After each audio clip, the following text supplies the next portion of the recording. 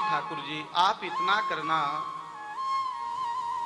अंतिम समय में आप हमारे सामने हो और आज वह भाव पितामह भीष्म का पूर्ण हुआ है। भगवान सामने खड़े हैं, अपना भाव निवेदित किया और आज पितामह भीष्म इस धराधाम को त्याग करके जाने वाले हैं। ये समाचार संत महापुरुषों ने सुना, सब दौड़े आए हैं।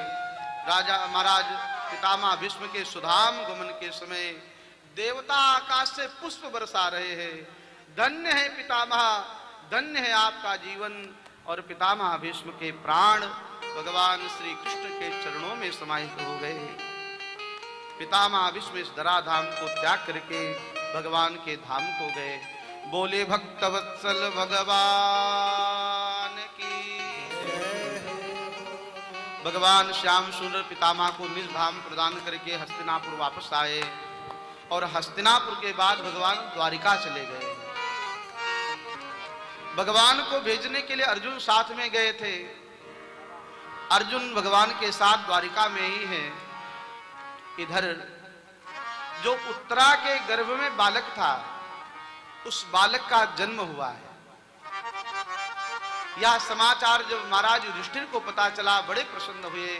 उस बालक को गोद में लिया, ब्राह्मणों को बुलाया, बहुत सा धन दान में दिया है। ब्राह्मणों को गौदान किया है, भूमि दान किया है, स्वर्ण दान किया है। ये श्रेष्ठ दान माने जाते हैं। ब्राह्मणों से कहा, महाराज इस बालक का जन्म पत्र बताइए, जन्मांक बताइए।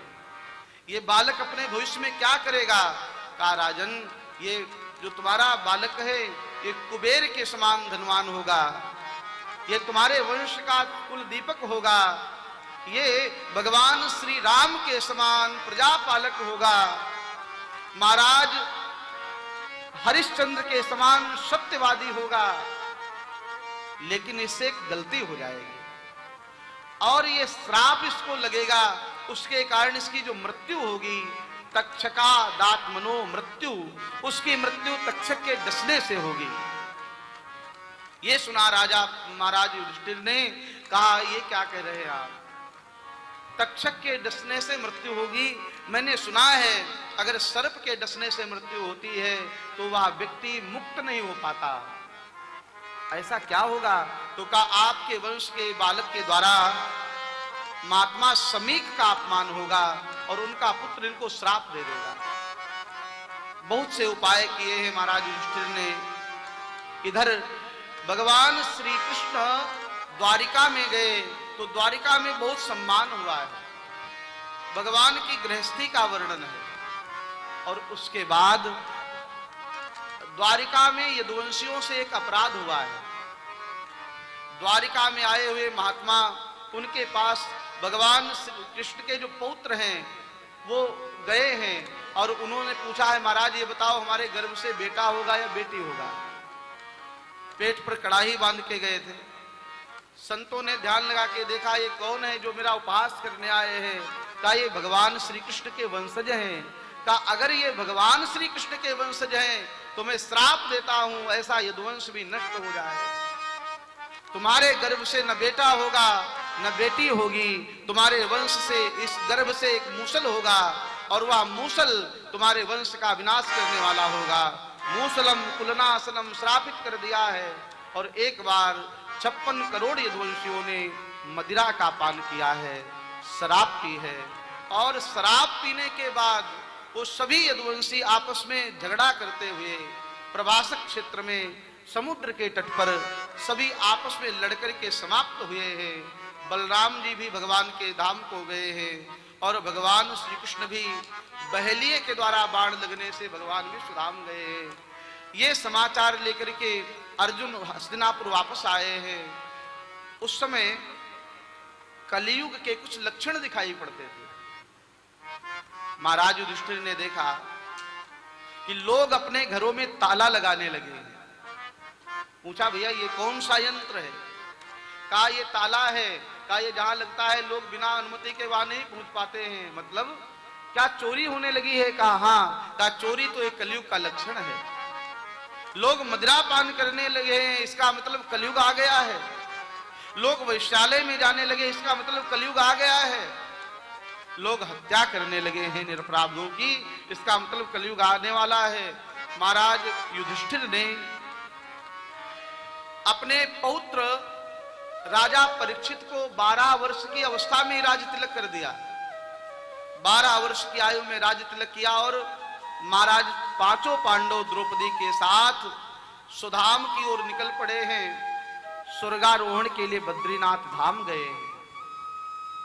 बद्रीनाथ धाम से थोड़ा सा आगे पड़ने पर शतोपंथ सरोवर आता है।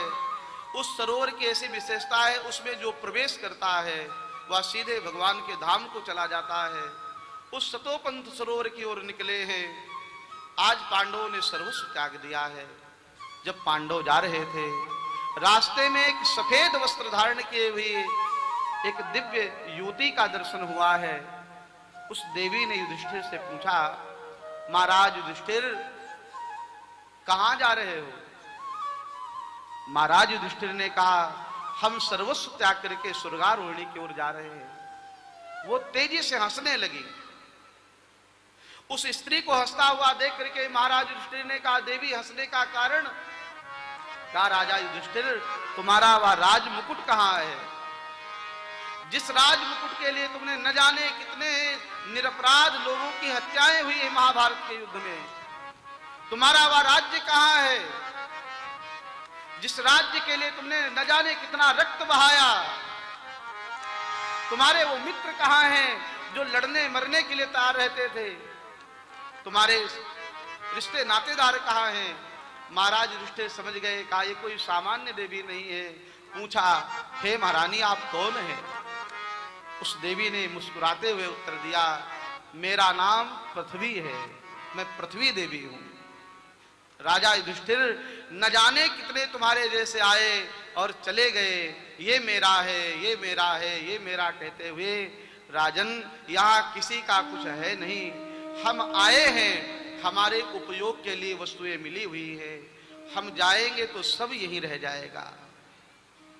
धनानि भूमौ पशुवष्ट गोष्ठे नारी गृहे द्वार जना श्मशाने देह स्थिताया परलोक मार्गे धर्मानुगो गच्छति जीवे कर्मानुगो गच्छति जीवे। राजा, जो धन जहां है वहीं रह जाएगा। ये परिवार के लोग शरीर पर महंगे कोई आभूषण लगे हों सोने चांदी के, तो परिवार वाले खींच करके निकाल लेते हैं, कोई देखे नहीं। सोना चांदी जो पहने होते हैं लोग ना, परिवार के लोग खींच लेते हैं। ये वस्त्र आप महंगे महंगे पहन के रहते हैं, लेकिन जब अंतिम में चलते हैं तो एक 2.5 मीटर का कपड़ा कफन, जिसको कफन कहा जाता है, मरघट पर जाने पर वो भी वहां खींच लिया जाता है। जैसे दिगंबर आए थे वैसे ही नहा धुला करके चिता में रख दिया जाता है और चिता जलने लगती है। लोग हंसते रहते हैं, कहा देखो ये जा रहा है, ये कह रहा था ये मेरा है, ये मेरा है, ये मेरा है। जरा जरा सी चीज के लिए मर रहा था, लड़ रहा था, आज सब कुछ त्याग के जा रहा है, कुछ भी कोई काम नहीं आ रहा है। एक ही चीज तुम्हारे साथ जाने वाली है, क्या? का कर्मानुगो गच्छति जीव एकहा। हमारे 3 प्रकार के शरीर होते हैं, स्थूल शरीर, सूक्ष्म शरीर और कारण शरीर। स्थूल शरीर जल जाता है, सूक्ष्म शरीर और कारण शरीर ये दोनों यात्रा करते हैं। का उसके साथ कर्म हमारा साथ में चलता है। जैसा कर्म किया है वैसी यात्रा होती है। पाप ज्यादा किए हैं तो नरक की यात्रा होती है। नरक में नाना प्रकार की प्रताड़नाएं बर्दाश्त करनी होती है, जीवात्मा रोती है। अरे भैया छाया में ले चलो। तो यमदूत कहते हैं कभी कोई वृक्ष लगाया? तो जीवात्मा कहता कभी वृक्ष नहीं लगाया। कहा जब वृक्ष नहीं लगाया तो छाया कहां से मिलेगी? कभी किसी संत को छाता दान किया? नहीं दान किया तो छाया कहां से मिलेगी? जीवात्मा कहती प्यास लगी है पानी पिलाओ। कहा तो कभी किसी को जल पिलाया है? कभी कहीं प्यायु बनवाया है? कहीं कुआं बनवाया है? कहा नहीं बनवाया। तो कहा पानी नहीं मिलेगा। जीवात्मा कहती है भूख लगी है कुछ खाने के लिए दो। तो कहता है कहीं भंडारा किया है, अन्नदान किया है? जीव कहता नहीं किया है। तो कहा अन्न नहीं खाने को मिलेगा। यथा यथा कर्म व्यक्ति करता है वही कर्म वही भोगता है, दूसरा कोई नहीं भोगता। तुम्हारे द्वारा किया हुआ सत्कर्म और असत कर्म ये तुम ही भोगने वाले हो। तुम्हारा कर्म कोई बांटेगा नहीं, वह चाहे स्त्री हो चाहे पुरुष हो। तुम्हारा अपना दान तुम्हारे साथ जाएगा। पति का पत्नी का अपना अपना किया अपने अपने साथ चलता है। इसलिए सत्कर्म करते चलो। और आप सभी से मेरा आग्रह है, शुक्रताल धाम में मेरी इच्छा है, मैंने कानपुर में एक फैक्ट्री है उसमें ऑर्डर दिया हुआ है, 100 पेड़ लगाने की हमारी इच्छा है। शुक्रताल धाम में 100 वृक्ष लगाए जाएं और लोहे की जो जाली होती है वो 100 जाली के मैंने ऑर्डर दिया है। लगभग 2.5-3 लाख रुपए की वो जाली तैयार हो रही है, 2500 रुपए की एक जाली बन रही है। तो यहाँ पर जो वृक्ष लगाना चाहते हैं इन लोगों का सहयोग आया है, जाजू परिवार की तरफ से सहयोग आया है और कानपुर से 2-4 लोग हैं जिनका सहयोग मिला है वृक्ष दान के लिए। तो पीपल के वृक्ष, बरगद के वृक्ष, गूलर के वृक्ष, आम के वृक्ष, पाकर के वृक्ष, ये 5 प्रकार के वृक्षों को हमने ऑर्डर दिया हुआ है। यहाँ आएंगे और हम सब लोग इसी सुखताल धाम में प्रयास करेंगे आप सबकी तरफ से कम एक वृक्ष लगाया जाए। एक वृक्ष की सेवा 5100 रुपए है और उसको यहाँ पर एक आदमी रहेगा जो उसकी देख रेख करेगा। जब तक वृक्ष तैयार नहीं हो जाएगा उस समय तक की जिम्मेदारी महाराज की है। आपके नाम के, परिवार के नाम की उस पर प्लेट लगेगी कि आपके परिवार का यह वृक्ष है और वृक्ष पल्लवित पुष्पित होगा। ऐसी हमारी इच्छा है, आप सब अपना सहयोग उसमें भेजें। तो जब जीवात्मा कहती है मुझे खाने के लिए चाहिए, छाया चाहिए, तो यमराज के दूत कहते हैं कभी वृक्ष लगाया, कभी दान किया, तो जो जो कर्म जीवात्मा करता है उसको उसका फल मिलता है। इस तरह से उस पृथ्वी ने हंसते हुए कहा राजा युधिष्ठिर कोई संसार में कुछ साथ लेकर नहीं जाता। और महाराज युधिष्ठिर ने उसको प्रणाम किया, स्वर्गारोहण में गए हैं। 5 पांडव बर्फ में जाके समाहित हो गए हैं। महाराज युधिष्ठिर सशरीर स्वर्ग गए, अपने धाम को गए हैं। महाराज युधिष्ठिर के साथ एक श्वान भी गया है, इसका प्रसंग आगे हम लोग वर्णन करेंगे। इधर महाराज श्री परीक्षित राजा बने हैं। इनका विवाह इरावती नाम की कन्या के साथ हुआ है, जो उत्तर की तनया है। उत्तरस्य तनया इरावती, उनके साथ विवाह हुआ। जन्मेजय आदि 5 पुत्रों का जन्म हुआ है। महाराज परीक्षित बड़े धर्मात्मा राजा है, अपनी प्रजा को पुत्रवत प्रेम करते हैं। और ये राजा परीक्षित इतने धर्मात्मा, इतने भाग्यवान हैं, इनको जन्म से पहले ही भगवान का दर्शन हुआ है। एक बार की बात है, ये वन में शिकार खेलने के लिए गए। वहां पर देखा एक गाय और बैल बड़े दुखी खड़े हुए थे। गाय और बैल संवाद कर रहे थे। बैल के 3 पग टूटे हुए थे। महाराज परीक्षित ने कहा आप कौन हैं? तो रोते हुए परिचय दिया। गाय ने कहा मैं पृथ्वी हूं और बैल ने कहा मैं धर्म हूं। आप क्यों दुखी हैं? कहा ये कलयुग आ रहा है और इस कलयुग ने हमारे 3 चरण तोड़ दिए हैं। कलयुग के 4 चरण कौन कौन से हैं? सत्य, कलयुग में सत्य समाप्त हो जाएगा, ऐसा लिखा है। लोग बात बात में झूठ बोलेंगे। कोई पूछेगा कहां जा रहे हो, तो क्या कहेंगे? कहीं नहीं जा रहा। अरे जहां जा रहे हो बता दो, कौन सा बादल फट जाएगा? अनाकारण झूठ। लोग कहेंगे क्या कर रहे हो? कुछ नहीं कर रहा। कुछ कर रहे होंगे तभी झूठ बोल देंगे। तो बिना कारण झूठ नहीं बोलना चाहिए। सत्य धर्म का एक चरण है, जो सत्य बोलता है वह भगवान का भक्त माना जाता है। सत्य के समान कोई धर्म नहीं है और असत्य के समान, झूठ के समान कोई पाप नहीं है। इसलिए प्रयास करो कि जब तक कोई बहुत बड़ा कारण न हो, किसी की मृत्यु हो रही हो, वहां झूठ बोल दीजिए, काम चल जाएगा। किसी कन्या का विवाह हो रहा हो, वहां झूठ बोल देंगे, काम चल जाएगा।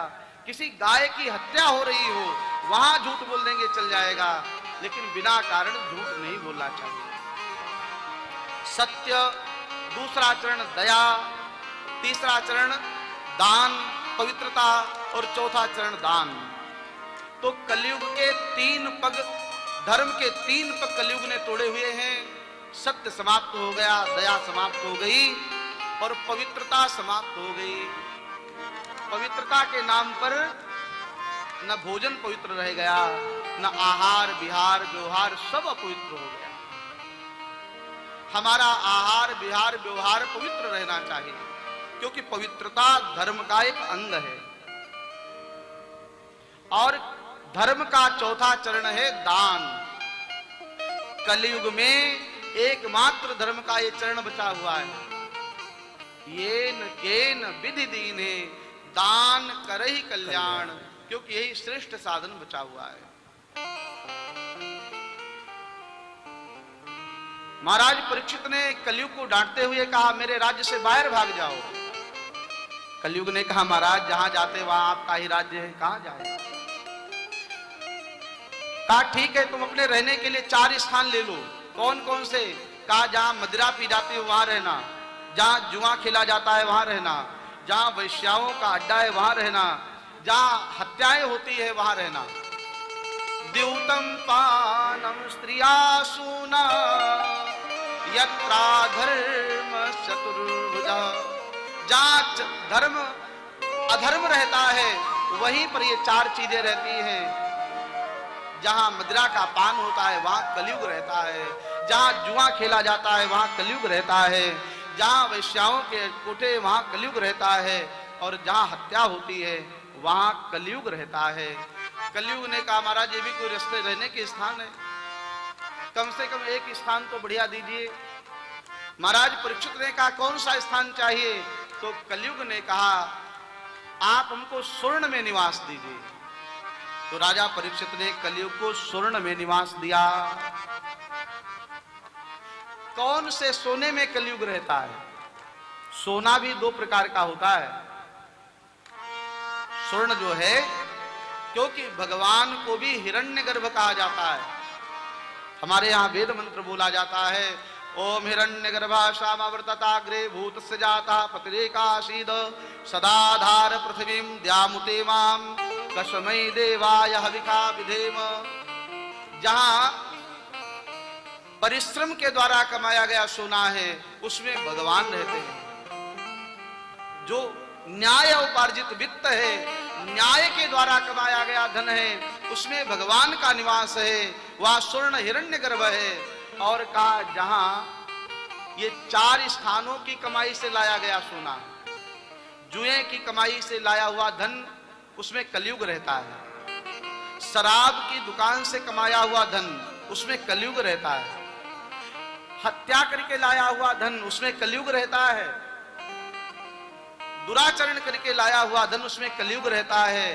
का ऐसा धन जहां लगा दिया जाएगा वहां कलयुग ही माना जाएगा। उस पैसे से सोना जो खरीदा जाएगा उसमें भी कलयुग का ही निवास माना जाएगा। इस तरह से राजा परीक्षित ने जो मुकुट पहना हुआ है वह मुकुट है जरासंध का, उसी में उस कलयुग ने प्रवेश कर लिया है। वह अन्याय के द्वारा लाया हुआ मुकुट है। जब पांडव लोग जरासंध को विजय करने गए थे तो जरासंध का मुकुट लेके आ गए थे। वो अन्याय के द्वारा आया हुआ जो सोना था उसमें कलयुग बैठ गया। और राजा परीक्षित जब शिकार खेलने गए, प्यास लगी, समीक महात्मा के आश्रम में गए, जल नहीं मिला, महात्मा को अपमानित किया। समीक ऋषि के गले में मरा हुआ सर्प डाल दिया। महात्मा समीक ऋषि का पुत्र है श्रृंगी, उस श्रृंगी ने हाथ में जल लिया, मां गंडकी नदी का जल लेकर के राजा परीक्षित को श्रापित किया। राजा परीक्षित, मैं तुम्हें श्राप देता हूं, तुमने मेरे पिता का अपमान किया है। इति लंघित मर्यादा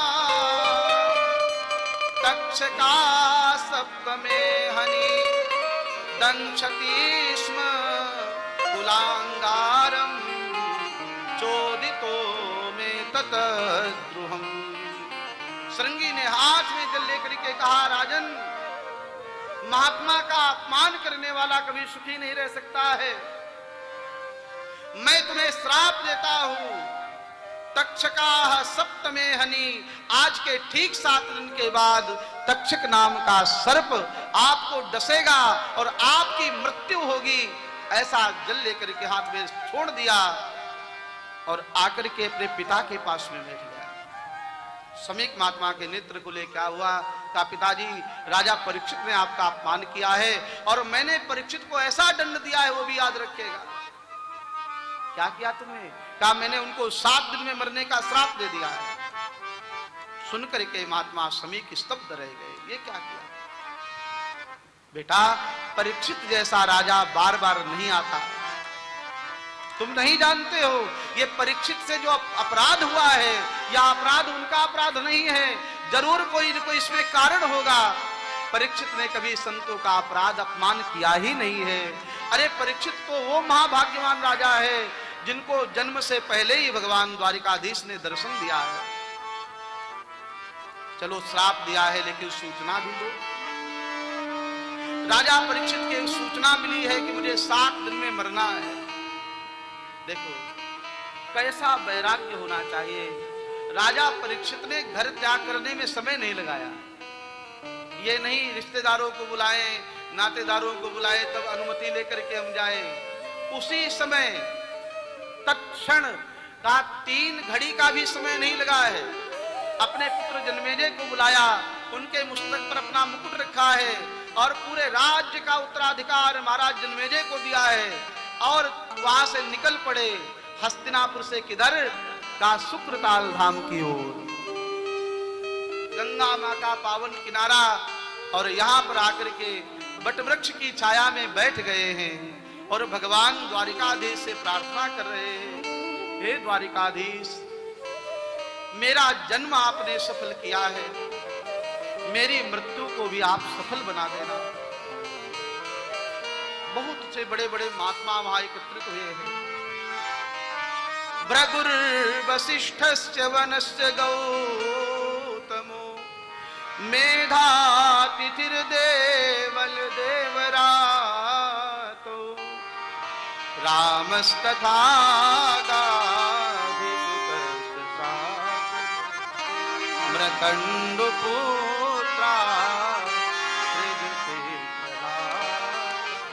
बड़े बड़े महात्मा आए, व्यास जी आए, पराशर जी आए, मतलब वहां बड़े बड़े संत पधारे और उन्हीं संतों से प्रश्न किया, जिसकी मृत्यु नजदीक हो उसको क्या करना चाहिए। संतों में किसी ने कहा अनुष्ठान करो, किसी ने कहा गीता का पाठ करो, किसी ने कहा वेद पाठ करो, लेकिन समुचित जवाब नहीं मिला। महाराज परीक्षित उदास बैठे हैं और उसी समय उस सभा के मध्य श्री वेदव्यास जी के जो पुत्र हैं श्री सुखदेव, श्री सूत जी महाराज कहते हैं, हे सौनक जी, उसी समय श्री सुखदेव भगवान का प्राकट्य हुआ है। बोले श्री सुखदेव भगवान की जय हो।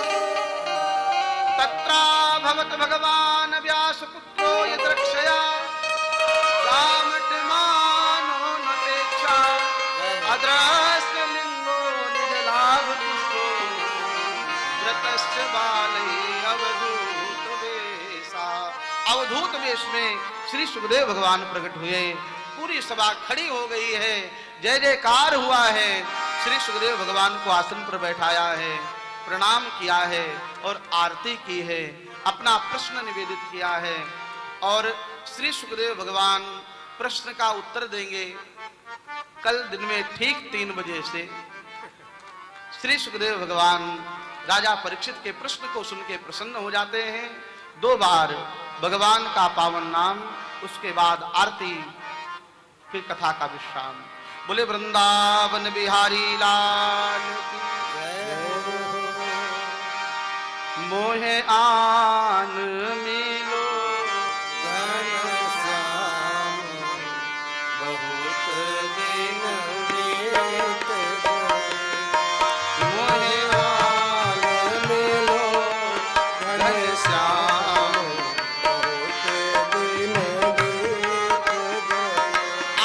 हमारे साथ गुनगुनाइए। देखो, गीत वही गा सकता है जिसके हृदय में भगवत प्रेम होगा, अथवा जो गाता है उसे भगवान से प्रेम हो जाता है। आप भी ऐसे भाव से गीत हमारे साथ में गाइए और ठाकुर जी से कहिए, हे प्रभु, अब आप भी प्रकट हो जाइए।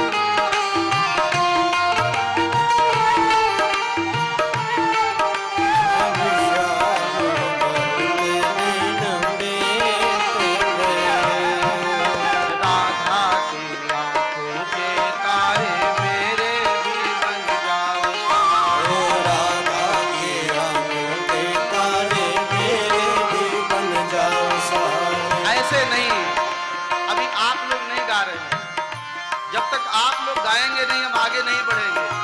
सब बोलिए, राधा की आंखों के तारे मेरे भी बन जाओ सहारे। राधा की आंखों के तारे मेरे भी बन जाओ सहारे। राधा की आंखों के तारे मेरे भी बन जाओ सहारे। आओ